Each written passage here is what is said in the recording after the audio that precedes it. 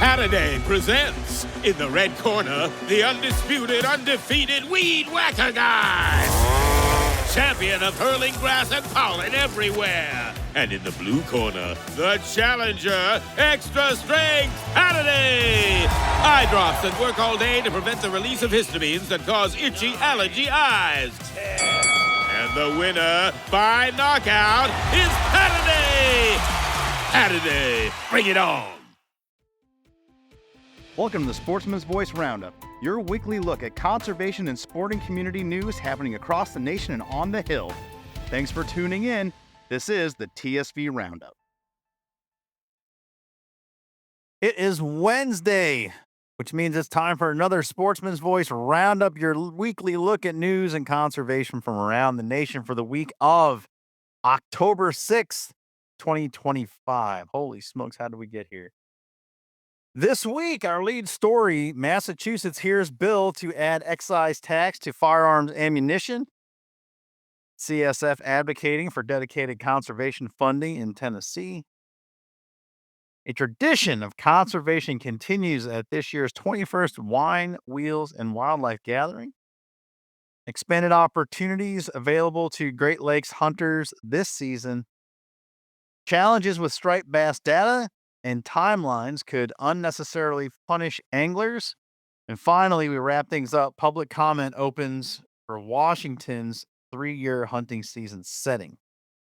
All that and much, much more. But before we get to our lead story and Christian Ragosta, I want to remind you, our Pop for Conservation raffle is ongoing currently.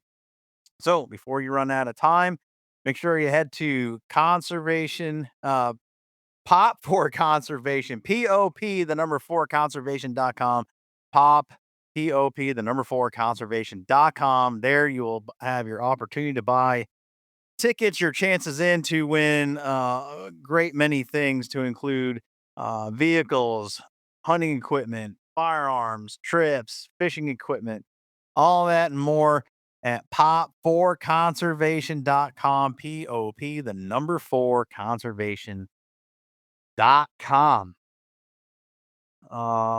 With that little bit of business out of the way, we're going to dive into our lead story this year, a story that we've told in the past and with a repeat offender in the Bay State, Massachusetts. But here we go. We're at it again. Welcome in the assistant manager for Massachusetts and the other southern part of the Northeast, Mr. Christian Ragosta. Christian, welcome into the program. What is going on in Mass? Thanks for having me, Fred. Again, Massachusetts is trying to attack Second Amendment rights of the Commonwealth citizens there. We've not even reached a year of the most recent Chapter 135. It was an omnibus bill that we reported on. I know you worked on before I was on board with CSF. Just a mess of gun laws that they think will have an impact on quote-unquote gun violence in the Commonwealth. This most recent, what they've tried to recently do is H3082, which is an excise tax on guns and ammunition, which would foist a 4.75% excise tax on wholesale amount to those who buy firearms and ammunition, so the sportsmen and women of the Commonwealth. So in the past, I mean, this is kind of a rinse and repeat, and for the same reasons. And basically what we end up having here is almost, I'm not sure what the mental math here is on it. The last time they tried this, we had almost a 20 or 22% tax. So in combination with the 11% manufacturer level excise tax that funds Pittman Robinson, the Wildlife Restoration Fund, they also have their sales tax there in Massachusetts. And then on top of that, this time around 4.75 probably gets you pretty damn close to 20 to 22% all tallied.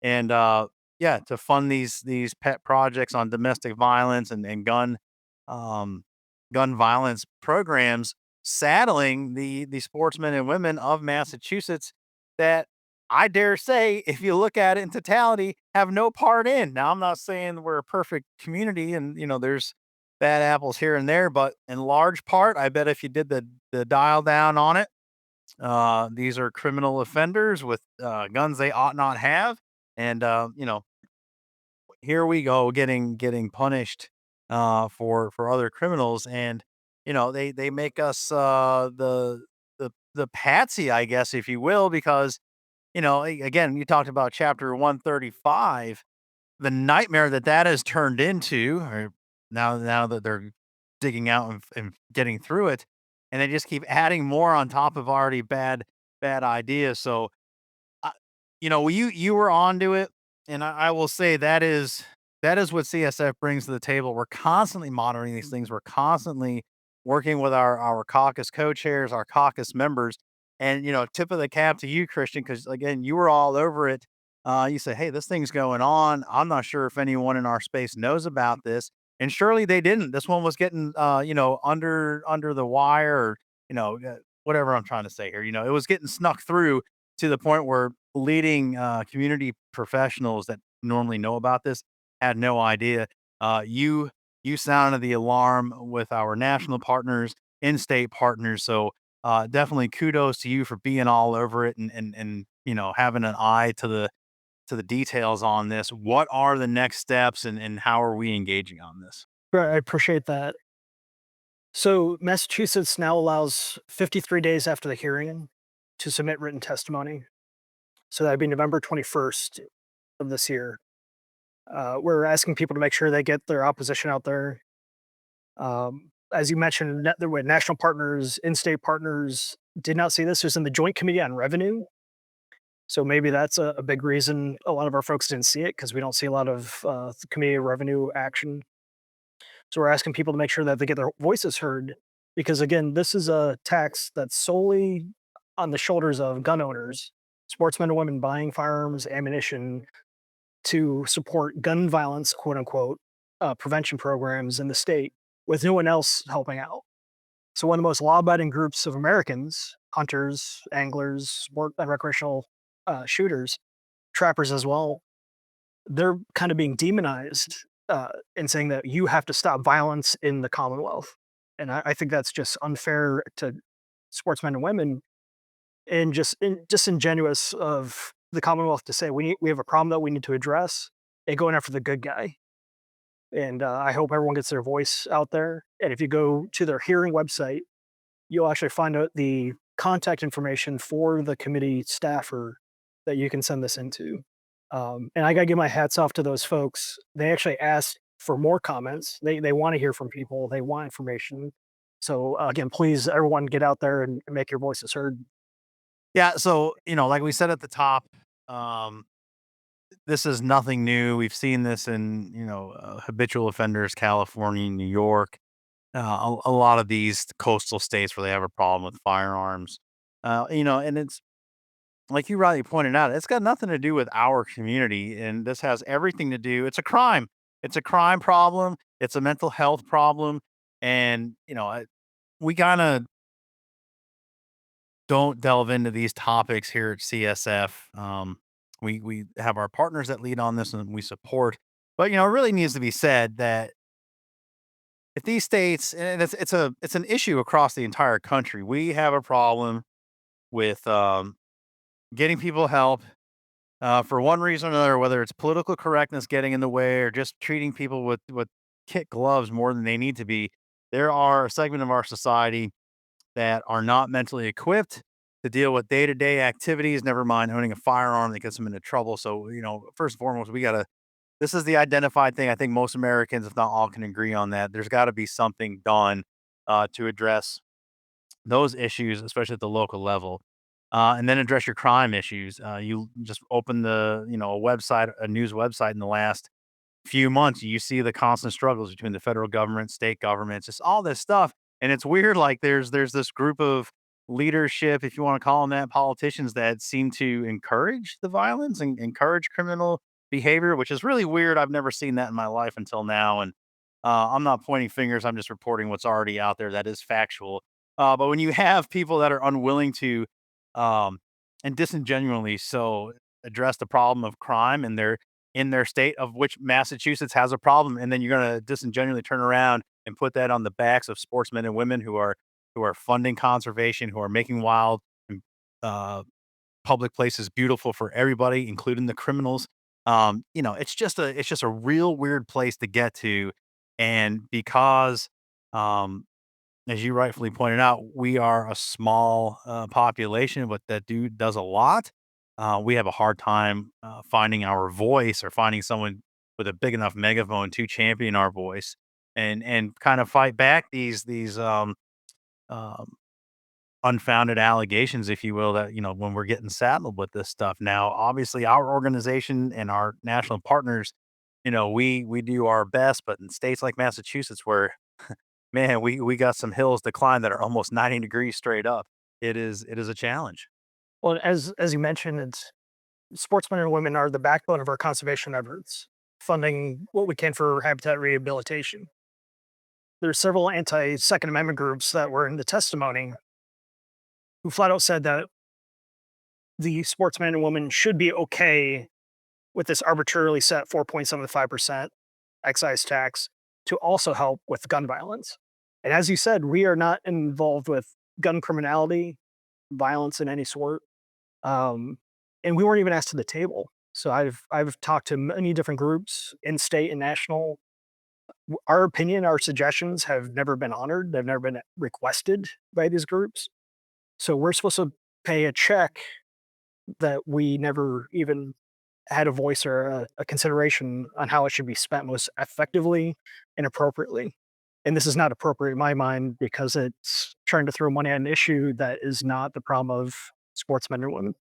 By that mentality, you could just take out the variable of sportsmen and insert another special interest group, and then say, well, you shouldn't have a problem with uh, funding this because gun violence is bad, right? We all agree gun violence is bad. So, um, again, I can't come up with one that's cheeky enough here, whimsical enough. But put any of your special interest groups, put any community that's got a small voice, and say, yeah, we all agree. So you go ahead and foot the tab on whatever fundraising you're doing, whatever tchotchke you're selling. Let's go ahead and add a sin tax to that, because that's what this amounts to, is a sin tax. And then you can fund it. Matter of fact, here's a better idea as I'm thinking this out loud. If we're gonna get assessed this 4.75, why doesn't the state of Massachusetts just carte blanche do it for everyone else? Let's just add this dedicated 4.75 to the entirety of the state on top of their sales tax, and then take that and put it into that dedicated fund. Stands to reason you get a whole lot more money that way, um, to fund these pet projects. But we know the real score, Christian, and the real score is this is a an unnecessary and unwarranted target on the backs of sportsmen and women recreational shooters, because they simply do not like what we do, who we represent, and they are trying to price many of us out of the marketplace so that we can't participate. Um, Again, because if they were serious about it, they would do that across the entire state, across everything. And I imagine, much like when we say to kayakers and stand up paddleboard folks, well, why don't you have a voluntary water stamp or something and contribute to the Wildlife and Sport Fish Restoration Act? And they, oh no, we can't do that. That's not fair. Right, exactly right. So, you know, there's the thought process on it. And, again, good for you, Christian, for sounding the alarm on all this and bringing another spotlight to it. And, again, that's what we do. That's our bread and butter here at CSF. And, having talented team members like Christian, I put it on the map. And again, I just really am impressed that you were able to do that for so many people that are normally entrenched in this stuff. So it speaks to our reach, and what we are able to provide for folks. Thank you, Fred. I appreciate that. And I do hope that people get out, go to the Massachusetts Joint Committee of Revenue website. Make sure you get that contact information, send in their written testimony by November 21st so that sportsmen and women do have a say.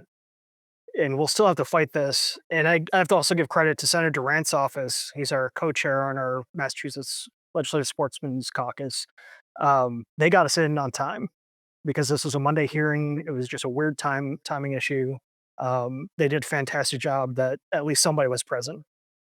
And we got our voice out there, and I hope others join us. And we need to tell the story because, like you said, it's disingenuous and unfair to the sporting community to deal with this perceived problem. that cash is going to help. And unfortunately, Massachusetts has the nickname of Taxachusetts.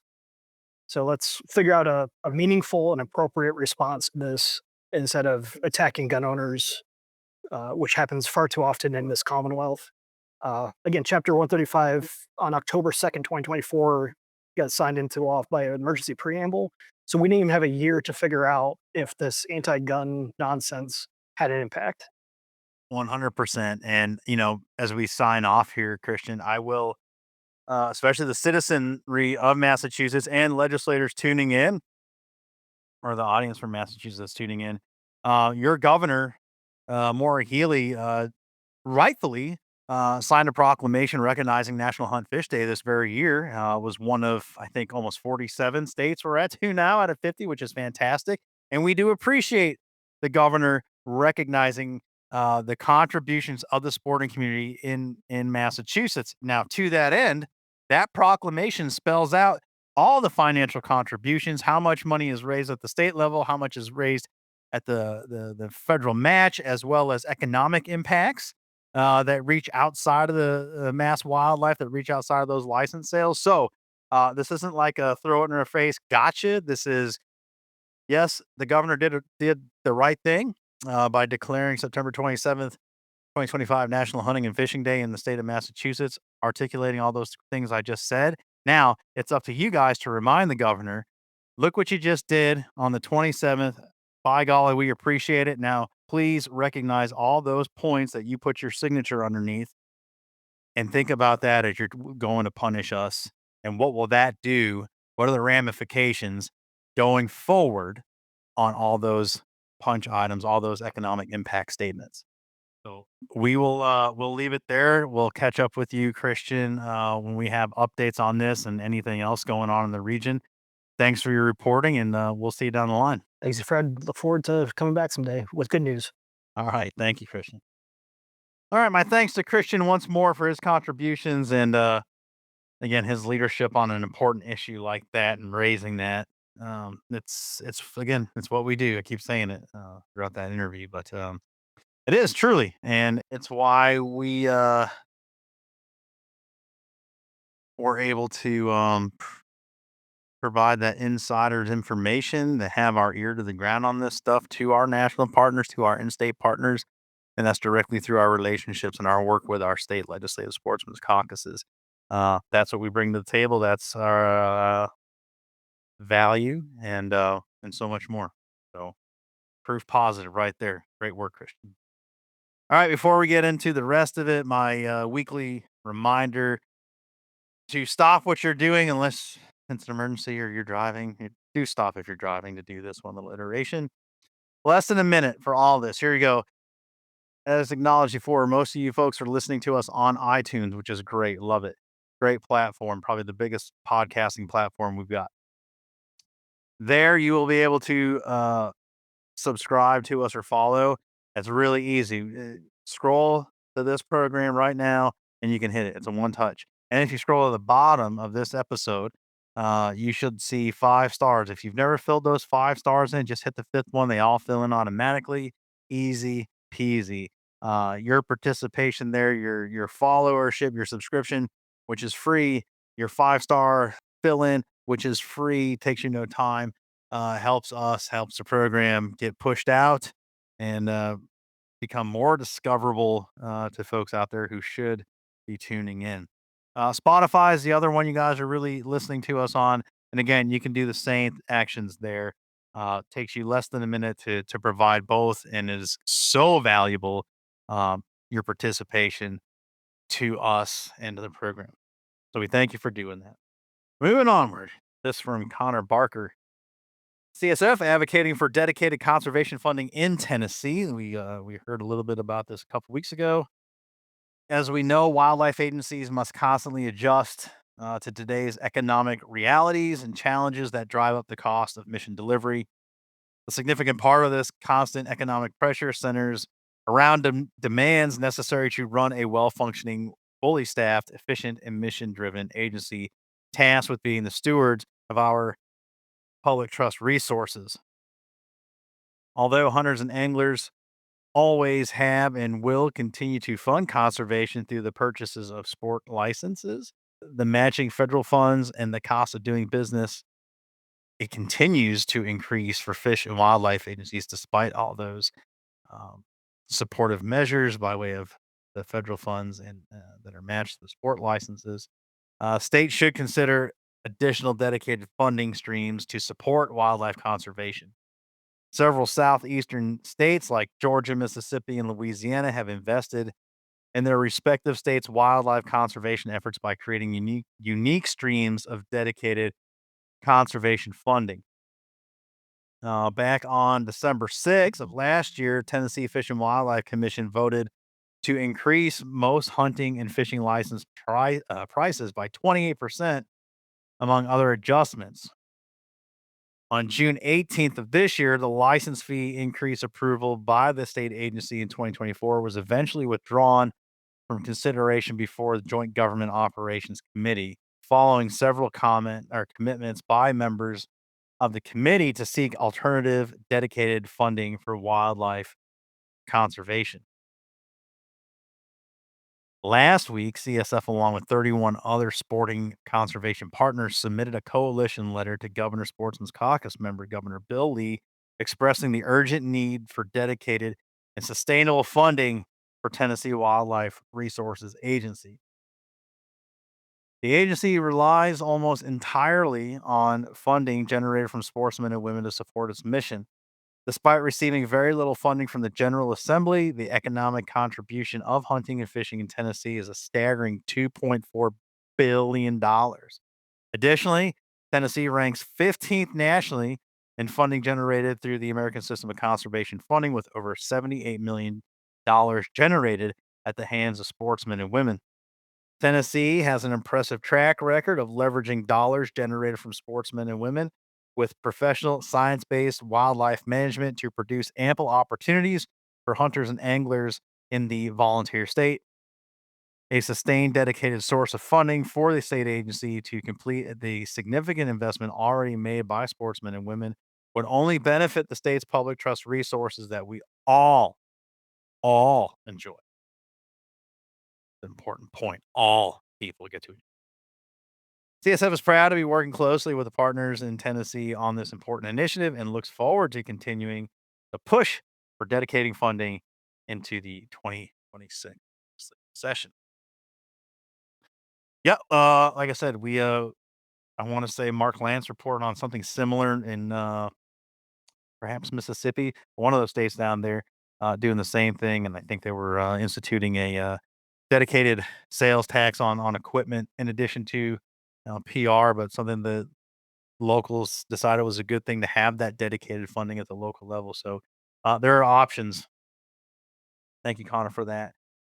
Let's see here. Last week, the Wine, Wheels, and Wildlife event, I heard it was very good, was held the 21st edition of Wine, Wheels, and Wildlife down at Childress Vineyards, from our past chairman of the board, Richard Childress, who hosts the event.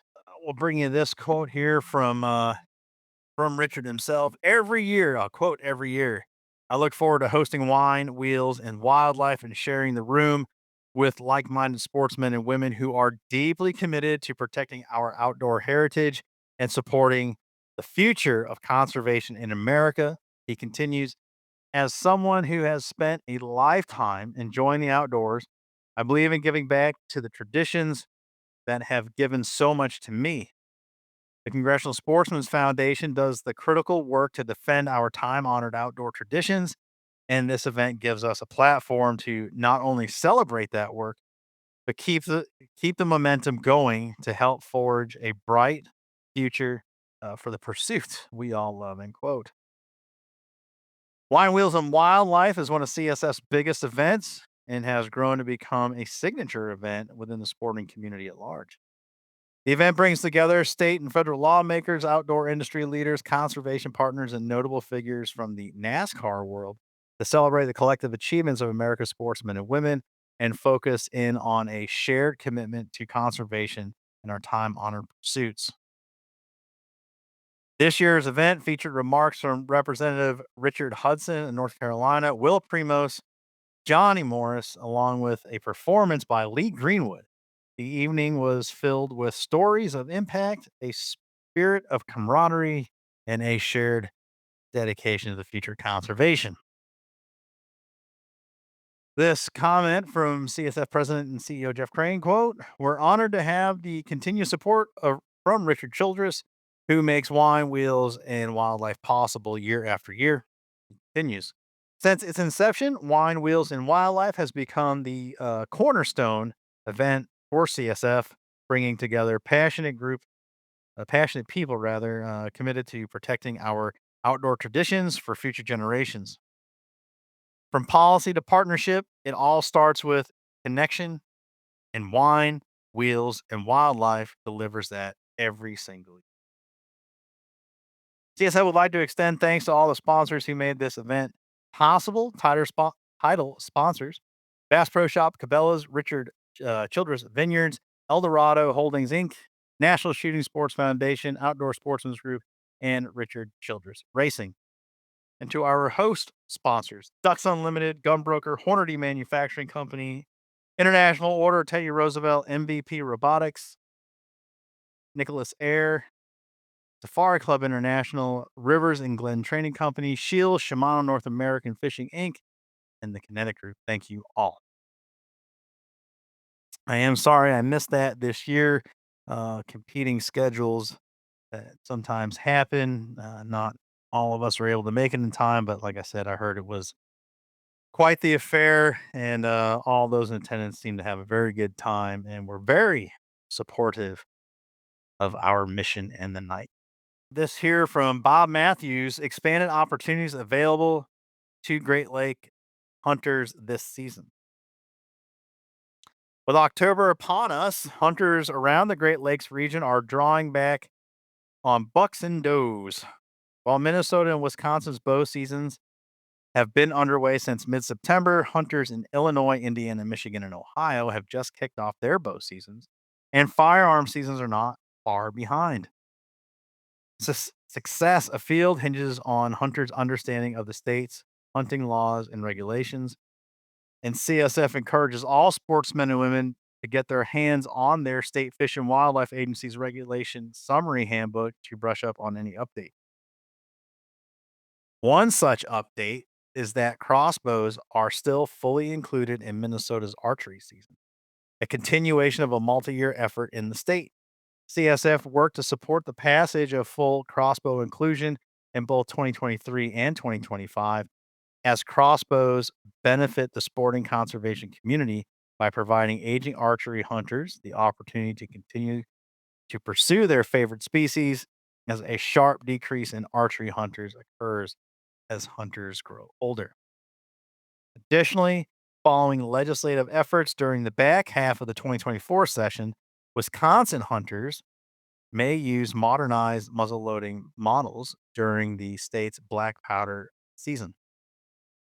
These models still require the projectile to be loaded through the muzzle, still only accept one projectile at a time, and they have a similar effective range to muzzle loaders that have been traditionally authorized, but they are expanding hunting accessibility and safety while honoring the state's longstanding outdoor traditions.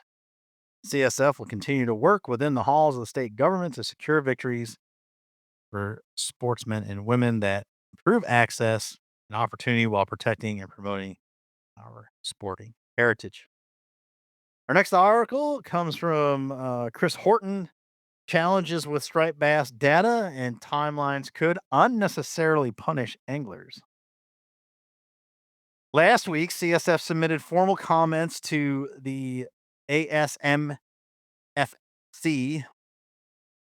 on Draft Amendment 3 to Amendment 7 of the Interstate Fishery Management Plan for Atlantic striped bass, supporting some of the proposed measures while opposing any efforts to further reduce recreational fishing effort.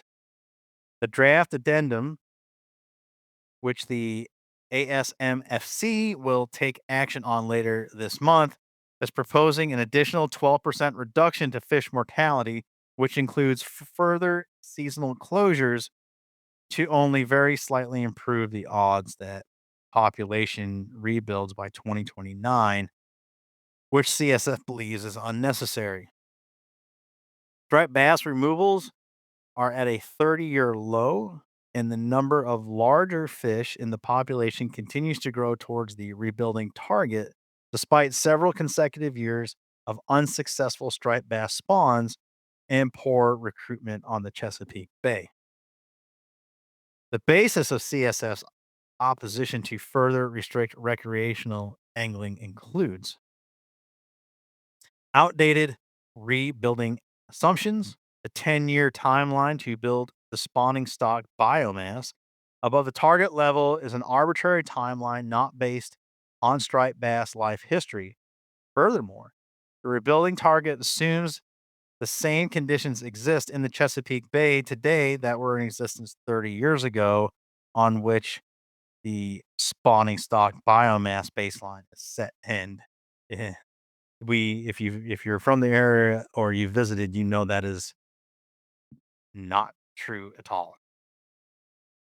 The proposed reduction in fishing effort is trying to achieve very precise estimates of fishing mortality using highly imprecise MRIP catch data.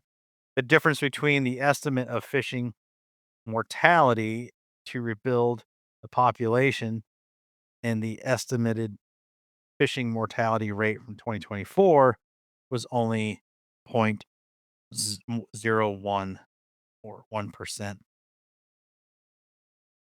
The draft addendum is reacting to a statistically insignificant difference.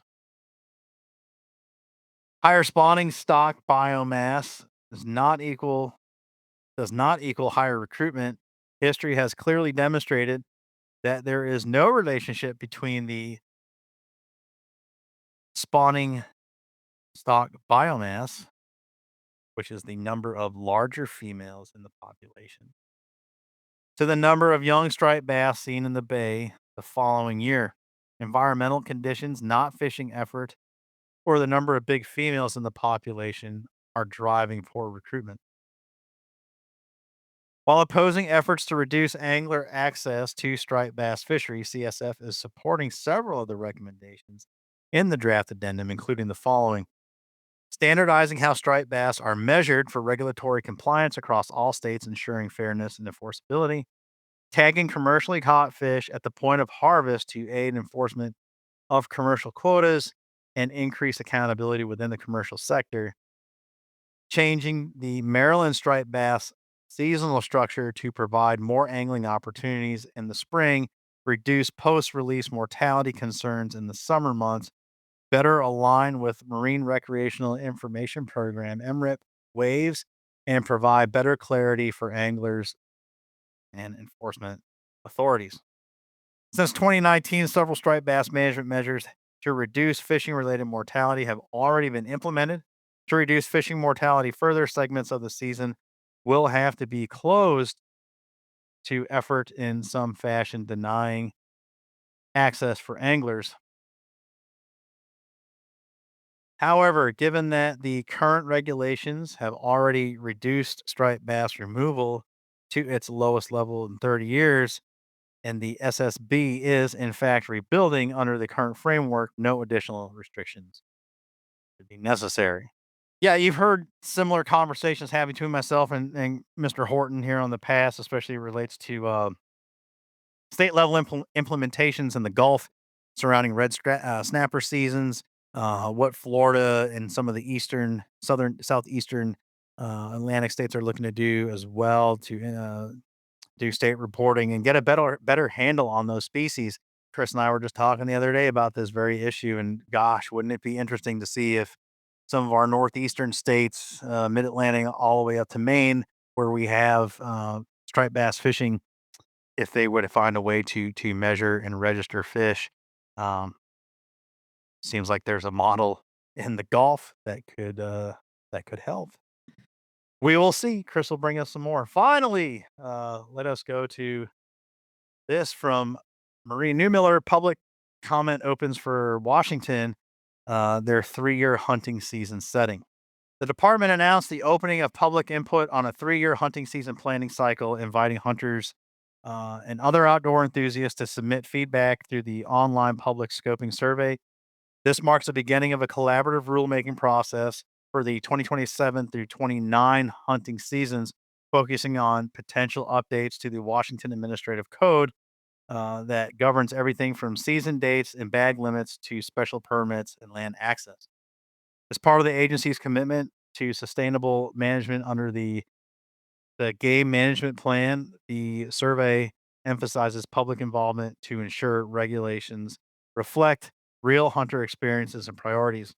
At its core, the season setting process operates on a dual cycle, starting with a comprehensive 3-year season setting initiative for broad management planning that is supplemented with annual adjustments for real time management updates based on the previous year's harvest data, weather impacts, and population surveys. For the 27 through 29 seasons, this early scoping phase is the first of 2 major public comment opportunities, allowing for input on topics like general game management, specific species regulations, permit systems, and hunter access. The scoping platform also provides background resources, including links to current hunting regulations. All submissions for this first round must be received by the end of October on the 31st to be considered for the full draft proposal, which will be presented in 2026.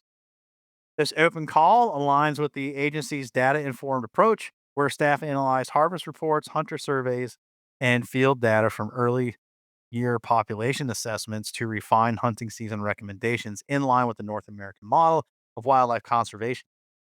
Following the scoping period, a second public comment period will open for direct feedback on the agency's rule proposals prior to the final adoption by the agency commission in early 2027.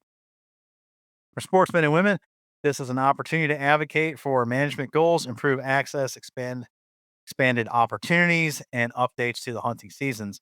By engaging now, hunters can help ensure the next 3 years season cycle will protect our sporting heritage, opportunity field, and science based wildlife management. In addition to the online survey, participants can submit comments to the state agency by email, phone number as well, 855 925 2801. Again, you could call them at 855 925 2801 or by mailing the agency their wildlife program in Olympia. Again, you got to the end of the month to get those first comments in. Yeah, that's important. You got to be part of the process. You got to commit some time, take some time off work or whatever you're doing. Get to these meetings, get to these public open forums where you can provide feedback, have your voices heard, and your concerns or your support for certain things. Otherwise, if you're not advocating for yourself, someone else is going to advocate for you, maybe not in the way you want. Also, you get to tell your story, your community story. And if you're not telling that story, again, someone else is telling that story for you, not always the way you want or completely antithetical to what we're trying to do. See the antis who show up and are very loud and often dominate the conversation when we leave a void and we don't fill those chairs and we don't show up to these meetings. So take the time off work, be invested, make it happen. Be part of the solution, not the problem. All right, we're going to leave it there. That's our show this week. Again, thanks to Christian Ragosta for coming on. Thank you to our article contributors for providing us the up-to-date information with stuff going around the country. Good luck out there. We're in full swing hunting season, fall hunting 2025. It's a good one so far, at least up here it is. And I hope you guys are finding success where you're at. Get home safe, shoot straight, all that good stuff. And we will catch you down the line here. See you next Wednesday for another roundup and our feature edition of the Sportsman's Voice podcast dropping next Thursday. We're talking trapping. I can't wait. It's going to be a whole lot of fun. A retrospect look back at Fur Takers of America's Trappers College that yours truly attended as a graduate now of. And I can't wait to chop it up for at least an hour talking trapping in the college. So we'll leave it there until next week, next time. Remember, CSF is your inside connection to outdoor legislation. See you next Wednesday. Bye-bye. Thanks for joining us on this edition of the Sportsman's Voice podcast. Ladies and gentlemen, Your support is crucial, and you can help us out right now by leaving a review, filling in those 5 stars where available, sharing this episode with friends and family, and engaging with us socially. CSF can be found on Facebook, Instagram, and X, formerly known as Twitter. Together, we can protect the outdoor sports we love and continue to keep you informed wherever you are. That's it for this week. Until next time, we'll see you later.